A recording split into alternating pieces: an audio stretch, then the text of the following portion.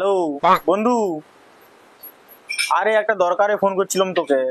বলি তোর যে সেই ছোট শালিটা ছিল, তুই যে বিয়ে দিবি বলছিলি, বিয়েটা কি দিবি তাহলে?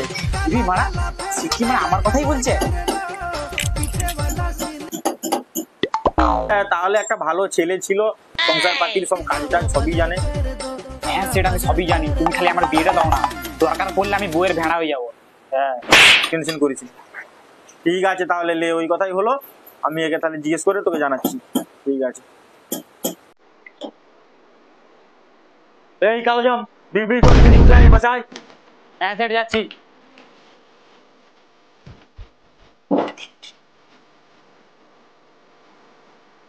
আচ্ছা বস বস, বলছি তুই ঘরের সব কাজ বাজ করতে পারবি তো? হ্যাঁ সেট সব পারবো, ঘরের কাজ তো ও সব মা আমার বা হাতের খেল। কেন, কিসের জন্য জিজ্ঞাসা করছো? তোর জন্য একটা মেয়ে দেখেছি। আমার একটা বন্ধু শালি, তবে সেই কিছু রান্না বান্না কিছুই করতে পারবে নি, তোকেই সব করতে হবে। হ্যাঁ হ্যাঁ সেট সব পারবো। রুটি করা, পরোটা করা, তো পেরে যাবি তো? বললে তোমাকে এক্ষুনি আমি আটা ময়দা দেখিয়ে দেবো মাখিয়ে। ঠিক আছে লে, তাহলে পয়সা লে, আটা ময়দা দুটাই কিনে লিয়ে আয়, তুই আমাকে এক্ষুনি মাখিয়ে দেখা কিরকম শিখেছি তুই। ঠিক আছে সেট, আমি এক্ষুনি কিনে নিয়ে আসছি। হ্যাঁ হ্যাঁ, তাড়াতাড়ি আয়।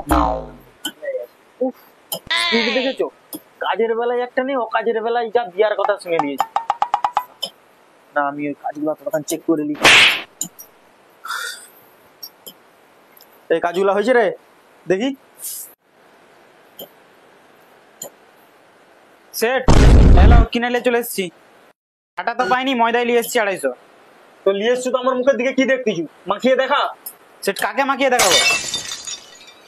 কাকে আবার? এদেরকে মাখিয়ে দেখালে কি তোর হয়ে যাবে? যত সব আমাকে মাখিয়ে দেখা, যত সব। ঠিক আছে। কি হলো? তুমি তো বললে মাখিয়ে দেখাতে, ঠিকঠাক মাখানো হয়েছে তো? মেয়েছে না দিবে তো এবার আমাকে? তোকে মানে আমাকে মাখাতে বলেছিল?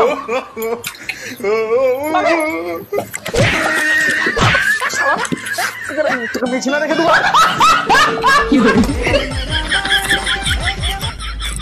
নতুন জামাইটাকে এরকম করে মারতিছ? তুই আবার কথা বলছু?